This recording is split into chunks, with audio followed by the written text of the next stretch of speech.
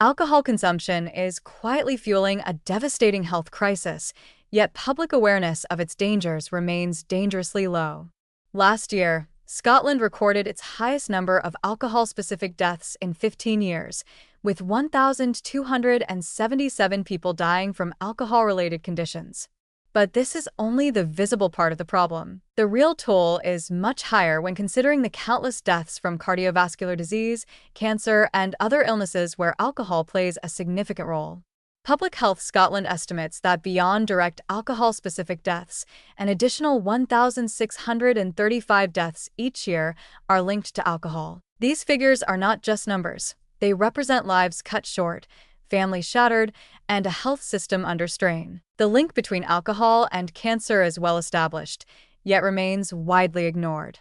The World Health Organization has long classified ethanol, a key ingredient in alcoholic drinks, as a Group 1 carcinogen, placing it in the same category as asbestos, tobacco smoke, and radiation. Shockingly, while most people understand the cancer risks of smoking, very few realize that drinking alcohol can be just as deadly. A WHO survey across 14 countries found that only 15% of respondents were aware that alcohol causes breast cancer, despite strong scientific evidence that it does. Even more troubling, fewer than 40% knew about the link between alcohol and bowel cancer, one of the leading causes of cancer-related deaths. This lack of awareness is not accidental. The alcohol industry has systematically downplayed and obscured these risks, prioritizing profits over public health. For decades, the narrative around alcohol has been misleading. Many still believe that moderate drinking, especially of red wine, offers health benefits. This myth was fueled by flawed studies that failed to account for other factors, such as wealth, education, and lifestyle differences. The reality is starkly different. A massive 2018 study published in The Lancet concluded that no amount of alcohol is safe, directly contradicting previous claims about its supposed benefits. The safest level of consumption is 0.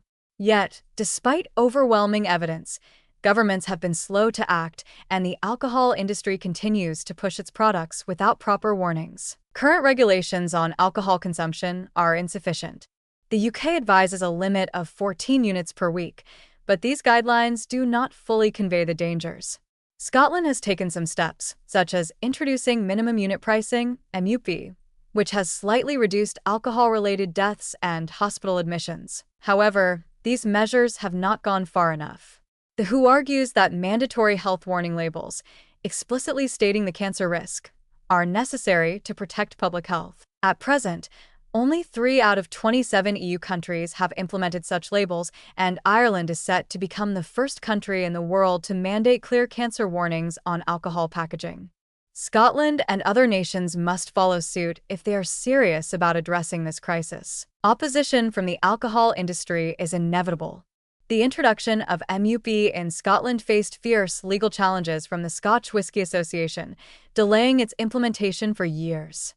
Even now, increasing the minimum unit price has been met with resistance, despite mounting evidence that it reduces alcohol-related deaths. The industry will likely fight cancer warning labels with the same determination, using tactics similar to those employed by Big Tobacco, questioning the science, exaggerating economic impacts, and promoting self-regulation instead of mandatory measures.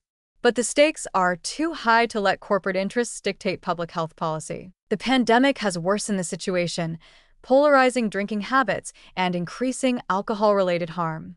While some reduce their intake, those who were already drinking heavily before COVID-19 have escalated their consumption. The long-term consequences of this trend are alarming, with projections suggesting rising levels of alcohol-related harm for years to come. The government must take decisive action before the crisis deepens further. The growing death toll, the widespread ignorance about alcohol's dangers, and the industry's persistent efforts to obscure the truth make it clear: the time for half measures is over. Cancer warnings on alcohol products are not just necessary, they are long overdue. If nothing is done, countless more lives will be lost to a preventable epidemic, and the silence surrounding alcohol's deadly impact will continue to cost us dearly.